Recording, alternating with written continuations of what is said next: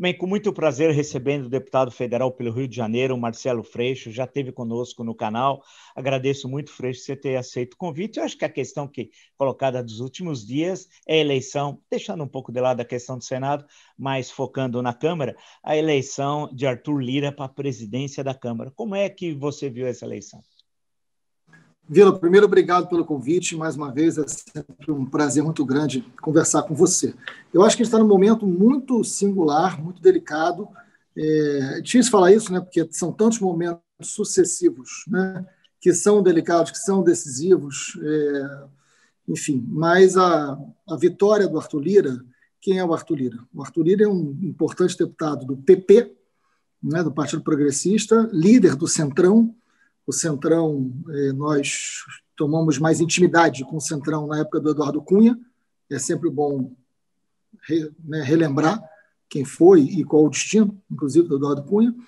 Mas o Centrão é isso, é um conjunto de partidos que não são só partidos, são diversos interesses que não começam e terminam nos partidos, com uma forte base clientelista, um apetite muito grande para cargos. Não se diferenciam em governos, qualquer que seja o governo, os governos, eles vão operar sempre da mesma maneira, fizeram isso com todos os últimos governos do Brasil. E a frase que eu fiz, que gerou uma certa polêmica, porque a imprensa tratou o seguinte: Bolsonaro ganhou a eleição na Câmara. E eu contrapus essa ideia com a seguinte frase: o Centrão ganhou a eleição na Câmara e agora disputa o governo. Porque uma reflexão que a gente precisa fazer é se foi Bolsonaro que ganhou a Câmara ou se a Câmara é que vai ganhar o governo. Né? Talvez as duas coisas possam ter um pouco de verdade, mas não é unilateral, não é simples. Imaginar que o Arthur Lira, com o peso que tem dentro, ganhando com 302 votos, para quem está nos assistindo, que representa 510 deputados, para quem não lembra, 302 votos. Para você mudar a Constituição brasileira, para você fazer uma PEC, você tem que ter 308. Os caras tiveram 302. Então, é uma força política muito impressionante. Não vamos imaginar que essa força política é uma força exclusiva do Bolsonaro. É verdade que o Bolsonaro despejou o interesse nesta eleição, coisa que nenhum outro presidente fez. Emendas, coisas muito pouco republicanas, inclusive. Né? Mas um grau de interesse do Bolsonaro muito forte. Só que existem interesses. Né? O Centrão tem interesse no governo Bolsonaro, vai querer reduzir o papel dos militares, vai querer se proteger também de determinadas investigações, o diálogo com a PGR, o próprio Arthur Lira, né? É uma pessoa que tem uma necessidade também de se proteger, de ter uma projeção, não é um único, são vários. Então, enfim, você tem uma agenda do Centrão, uma agenda do governo, que eles vão tentar compatibilizar. E o Bolsonaro tem uma única intenção com isso tudo: se reeleger em 22. É a única coisa que ele pensa. O discurso dele ontem, na posse, inclusive, do próprio Arthur Lira e também do Rodrigo Pacheco no Senado, era um discurso muito diferente do Bolsonaro de vários outros momentos, com uma ideia de conciliação, mentiu do início ao fim, né? Falou de avanço na legislação ambiental, falou de política, coisa que ele nunca fez, mas é um Bolsonaro que ali já se posiciona para ser o Bolsonaro do Centrão. Ele ganha institucionalidade, através do que é de mais antigo que ele sempre negou. Eu quero lembrar aqui o general Heleno numa convenção cantando "Se gritar pega Centrão, não fica um, meu irmão". Quem cantou isso foi o general Heleno. Né? Os filhos sempre se referiram ao Centrão como a pior política e aquilo que o Bolsonaro estava superando. O que a gente vê hoje, com a vitória do Lira, é uma adequação do bolsonarismo à política do Centrão. Deputado, há 10 dias atrás se falava muito em impeachment, algo que começou a correr, pegar no breu, numa linguagem mais popular. O resultado da eleição da Câmara e do Senado, especialmente o da Câmara, significa que o impeachment é algo colocado lá no fundo da cena política, algo descartado? Depende como a gente olha para o impeachment, Vila. É claro que você imaginar que o impeachment vai ser pautado agora com o Centrão ganhando com 302 votos, isso não está no mundo real, né? Claro, essa resposta é uma resposta imediata e simples, mas o impeachment é um instrumento também de mobilização, não necessariamente um procedimento materializado no Congresso. Se você entender o impeachment como um processo que se abre e que se caça um presidente, está distante. Se você entender por que o impeachment, a sua pergunta traz uma curiosidade importante. Por que o impeachment cresceu muito nos últimos tempos? O Bolsonaro não começou a cometer crime agora, né? A sensação que eu tenho é que ele comete crime desde que ele nasceu. Mas a questão central não é isso, né? O Bolsonaro, enfim, cometeu diversos crimes ao longo de toda a sua vida. Por que isso cresceu? Tem muita relação com o que aconteceu em Manaus, na minha opinião, né? As imagens, uma população morrendo asfixiada, falta de oxigênio, irresponsabilidade, incompetência, o que foi fundamental, por exemplo, na derrota do Trump. Quando a gente vai estudar um pouco o que aconteceu nos Estados Unidos, um dos elementos decisivos na derrota do Trump foi a leitura que a sociedade fez da irresponsabilidade do Trump diante da pandemia. E olha que Bolsonaro deu uma surra no Trump em tamanho de irresponsabilidade. O Bolsonaro foi muito mais irresponsável do que o Trump. O Trump, em nenhum momento, fez as coisas que o Bolsonaro fez, né? Se fizesse, o Trump estaria preso nos Estados Unidos. Mas o Bolsonaro usou e abusou, né? Não usou máscara, falou contra a pandemia, falou contra a vacina, trocou o ministro da Saúde, promoveu aglomeração, enfim, chamou de gripezinha. Nenhum líder mundial chegou aos pés da responsabilidade do Bolsonaro, né? Essa situação de Manaus, a forma que a sociedade reagiu àquilo, sem dúvida alguma, foi muito determinante para impulsionar o sentimento de impeachment, né? Se não fosse a pandemia, eu não tenho a menor dúvida que nós teríamos as ruas lotadas de passeata contra Bolsonaro naquele momento. A vitória do Centrão, principalmente da forma que foi, esfria um pouco dentro do Congresso, institucionalmente, o impeachment, mas talvez não nas ruas, talvez não no sentimento, né? A cada momento que o Bolsonaro cometer crimes e erros, né, ele comete as duas coisas com muita intensidade, esse sentimento do impeachment ele é importante. Esse desejo do impeachment ele é um instrumento mobilizador e ele tem que ser mantido, independente da sua viabilidade ou não a curto prazo. Perfeito.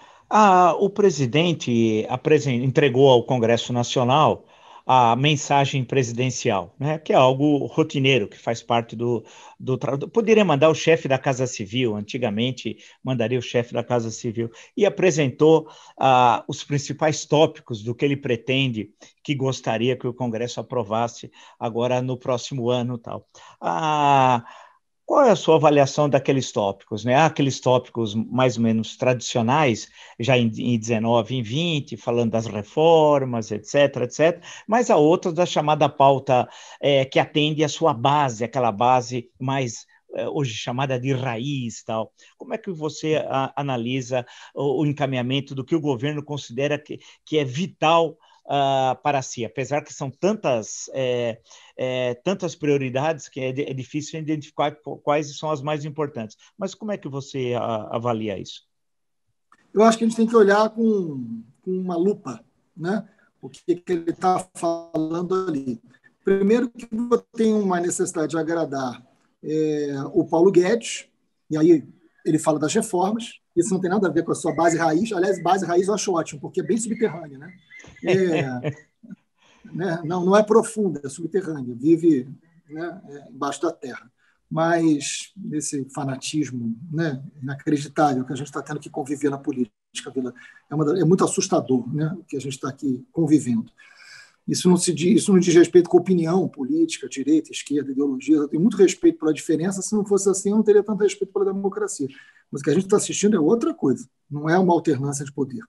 A gente está assistindo uma ruptura civilizatória, né? Bolsonaro, para mim, é ruptura civilizatória. Não é alternância de ideias ou de projetos. É outra coisa. Está em outro lugar. Por isso que eu chamo de subterrânea a sua base. Da onde ele veio? Bolsonaro veio do esgoto, né? Relação de milícia, fanatismo, território, violência, medo. É uma coisa subterrânea na República. Mas, enfim, como é que eu olhei para esse pronunciamento e os tópicos? De um lado, ele vai discutir com o mercado. E aí, vale uma reflexão nossa. Eu gosto da frase que um amigo meu aqui da esquerda de Brasília fala sempre: o mercado tem olhos de vidro, não sai lágrima. Então, o mercado, hoje, por exemplo, não quer nem saber do Rodrigo Maia, alguém que operou para o mercado durante os 4 anos com muita eficiência. O mercado hoje nem recebe o Rodrigo Maia. O mercado, se tiver que apoiar o Bolsonaro para que os seus negócios caminhem bem, vai fazer. Seus olhos são de vidro, né? E isso é muito assustador, mas a gente tem que lidar com essa possibilidade. né? Então, tem um setor do mercado que pode caminhar com o Bolsonaro em 22 e não está muito preocupado com a democracia, né? Os negócios vêm na frente. Se você olhar a entrevista, que é muito curiosa, do ACM Neto, né? Que hoje todo mundo tentando, quando ele diz, vamos ver que Bolsonaro vai chegar em 22, eu não sei que tipo de Bolsonaro ele está esperando, né? Mas é interessante saber que o ACM Neto acredita numa mudança tão profunda do ser humano, né? Não é bem isso, não é bem isso. São sinalizações da morte do centro. Nós teremos uma eleição mais polarizada em 22 do que tivemos em 18, tudo indica. E há um setor grande que pode ir com Bolsonaro, né? Inclusive esse setor de mercado ou esse setor dito liberal. Então, uma parte, para te responder, uma parte dessas reformas corresponde a esta possibilidade de ampliação do bolsonarismo, que não tem nada a ver com fanatismo, tem a ver com interesses econômicos, pauta econômica, né? Então, ele fala das reformas, né? Possivelmente a reforma tributária, caminho, administrativa, não vai ser simples, mas é uma pauta que ele está ali dizendo. Tem muitas diferenças dentro do Congresso para isso. A outra diz respeito, por exemplo, à questão das armas, diz respeito, e aí entra uma coisa que eu quero chamar a atenção, que é muito grave, né? O excludente de licitude, é um diálogo que Bolsonaro não é uma pessoa que fala muito em segurança pública, Bolsonaro fala em medo. Bolsonaro, se você parar para olhar, a qualidade do que Bolsonaro fala sobre segurança pública é abaixo de zero. Bolsonaro não fala de reformulação das polícias, de eficiência de investigação. Ele não tem nenhuma proposta que você possa minimamente se debruçar sobre 5 minutos. O Bolsonaro fala muito sobre medo. Sobre medo ele fala muito. E isso tem eficiência, isso é muito eficaz numa sociedade onde o mundo assusta as pessoas. E eles entenderam isso, né? Eles são engenheiros do caos, eles entenderam isso muito perfeitamente e fazem isso com eficiência. O Bolsonaro é um produtor do medo e oferece a saída para o medo através dessa cólera. Agora, Vila, um projeto que está tramitando, e que eu sei que é a menina dos olhos dos subterrâneos, é a reformulação da polícia.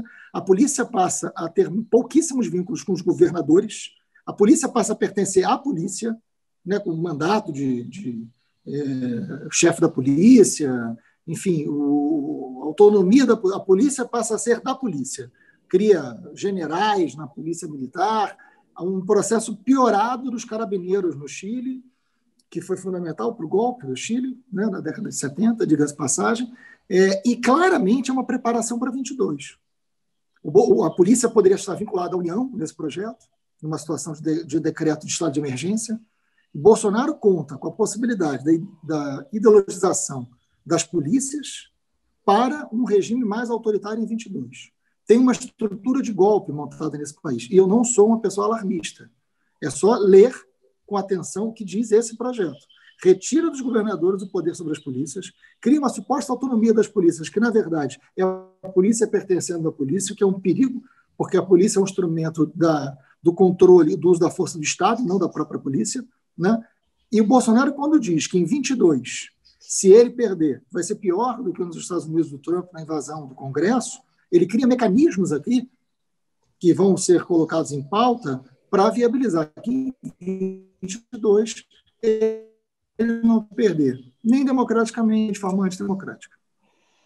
Mas, deputado, aí tem um complicador que eu gostaria que o senhor respondesse, que é o seguinte: se a vitória com o Lira na Câmara e com o Pacheco no Senado garantiu uma relativa institucionalidade ao governo Bolsonaro, como combinar essa institucionalidade com esse projeto de raiz subterrâneo, como a gente queira chamar, que leva à destruição da Constituição de 1988 e do Estado Democrático de Direito, que é o oposto da busca de uma institucionalidade garantindo harmonia, expressão usada, inclusive, harmonia entre os poderes. Quer dizer, aí voltamos ao ACM Neto, e essa entrevista é interessante, que ele deu à Folha de São Paulo, que é mais uma bandeira para a eleição dele a governador da Bahia em 22. Na verdade, é isso que está na cabeça dele, me parece. Como combinar? Ele está falando, mas qual Bolsonaro, e o deputado lembrou, vai chegar a 22? O Bolsonaro não é o da harmonia, é o Bolsonaro das milícias, do confronto, da tortura. Quanto tempo vai durar essa roupagem que ele vestiu nesses últimos dias ou semanas? Porque eu acho que essa é a questão. Pode ser que tudo isso se esvaia, nós estamos agora, depois do carnaval, né? Tudo já tenha mudado, né? Não é possível. Quando o carnaval passar, né? Isso, tem o quando o carnaval chegar, esse é o quando o carnaval passar. A vida real. Essa imagem do Bolsonaro, de republicano, isso é dois. Né? Nós conhecemos. O Bolsonaro é uma pessoa que sempre defendeu o regime autoritário, defendeu tortura, né? Agrediu mulheres no parlamento, defendeu a milícia no microfone do Congresso. Não sou eu que estou dizendo, né? Isso está documentado. Né? Então, é uma pessoa que tem relações profundas com milícia. Está aí o Queiroz, o Adriano. Eu estou falando de fatos. É uma pessoa mergulhada em sistemas de corrupção. O Jair Bolsonaro comprou imóveis com dinheiro vivo. O Vila, quem é que compra imóvel com dinheiro vivo? Né? Quem é que compra imóvel com dinheiro vivo? Como é que se justifica isso? Né? Então, a fantástica fábrica de chocolate do filho. Né? Então, assim, é uma família mergulhada nas práticas mais corruptas do parlamento, nos exemplos mais deploráveis, éticos do parlamento.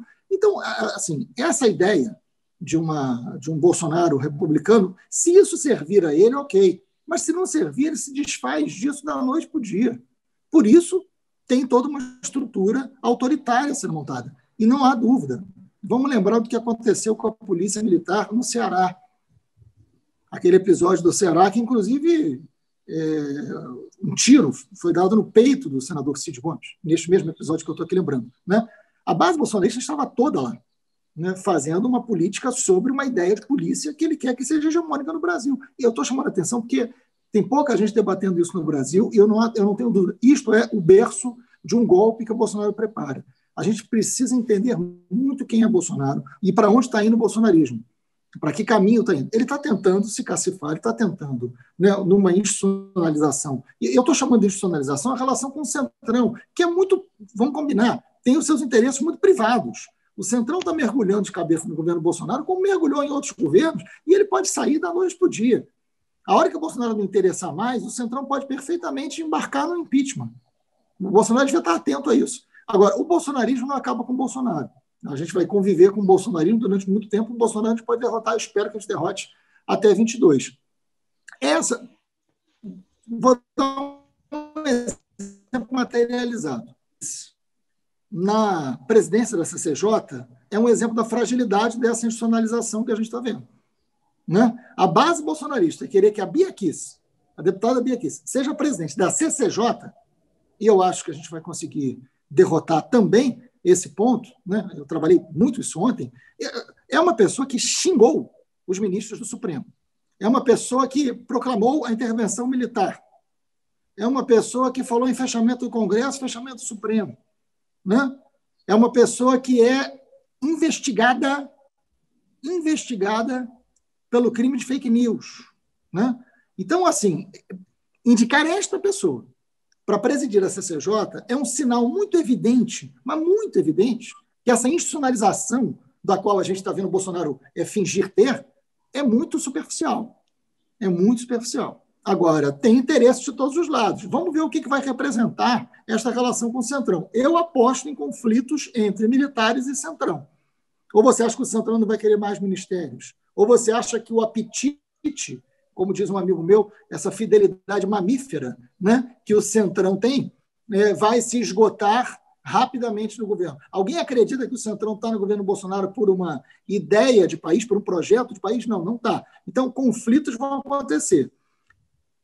Para que lado vai essa tensão, a gente não sabe. Agora, ele pode chegar completamente vendido como um projeto do Centrão, porque o Centrão acredita que o Bolsonaro é projeto a longo prazo na mão deles.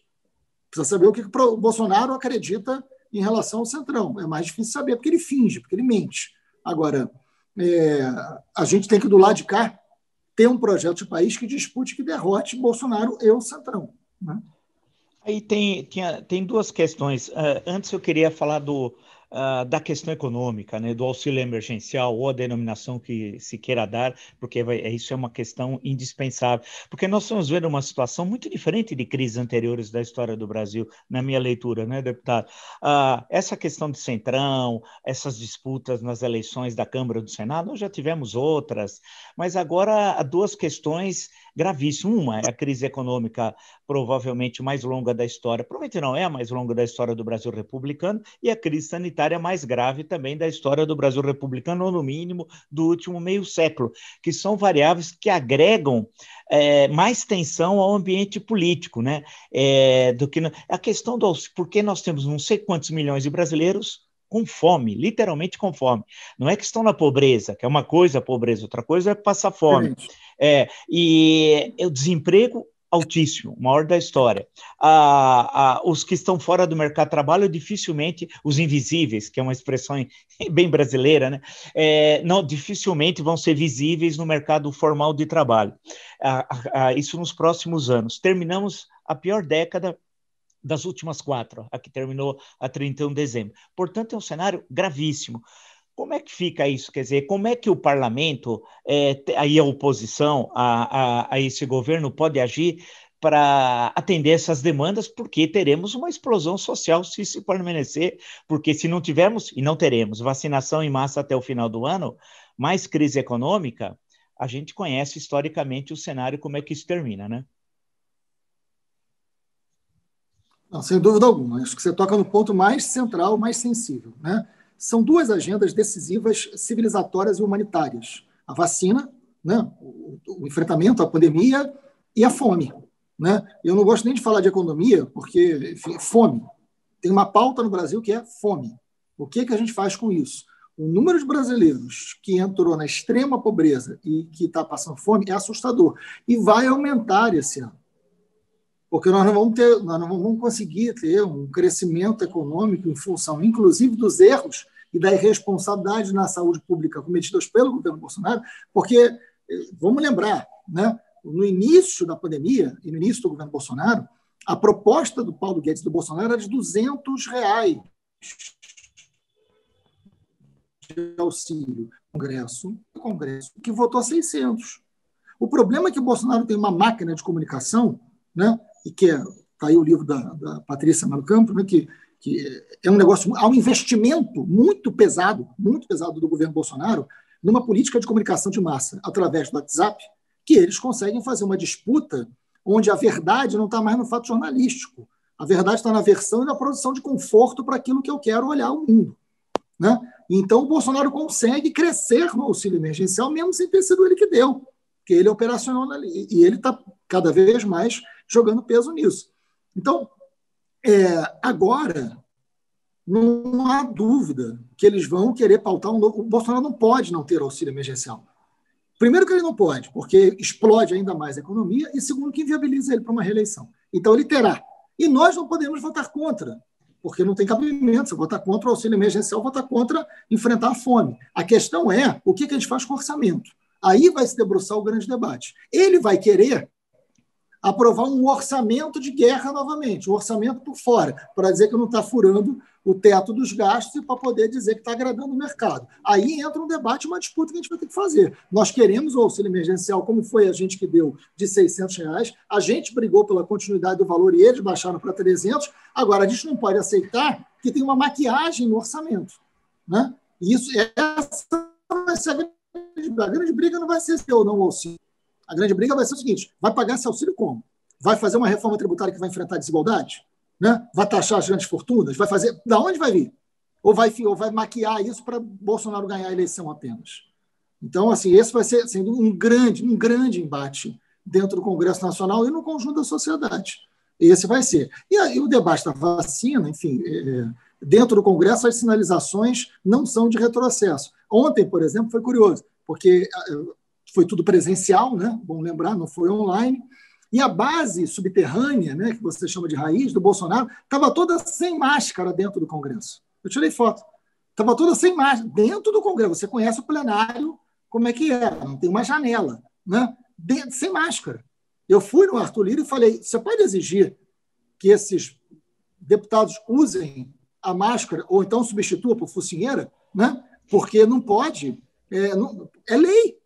Né? E aí o Arthur teve que ir ao microfone e pedir para que eles colocassem máscara. Então, tem uma situação realmente dramática. Assim, a questão da vacinação, com todos os erros, o povo brasileiro vai ser o que mais vai sofrer, né, com essa lentidão e com atraso. Nós vamos superar, mas certamente não será esse ano que a gente estará completamente imunizado. Né? E isso vai agravar a crise econômica.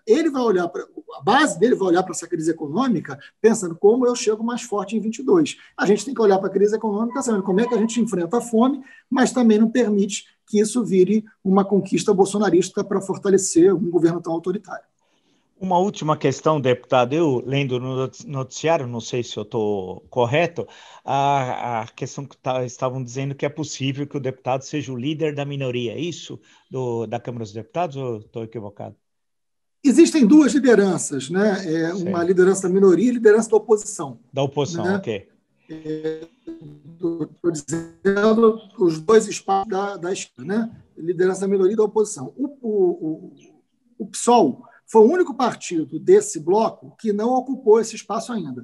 O PCdoB já ocupou, o PT já ocupou, o PDT já ocupou e o PT já ocupou. Então, o PSOL, assim, naturalmente, estaria na vez do PSOL. O nome da bancada do PSOL para ocupar é o meu, certamente será na liderança da oposição. A gente está debatendo, eu tive reunião hoje com o PT, tive reunião ontem com o PDT, tive reunião com o PCdoB, tem um consenso sendo criado, né? São dois espaços, um deles provavelmente da oposição, que foi ocupado pelo PDT, pelo deputado André Figueiredo, de forma excelente, por sinal, no último ano,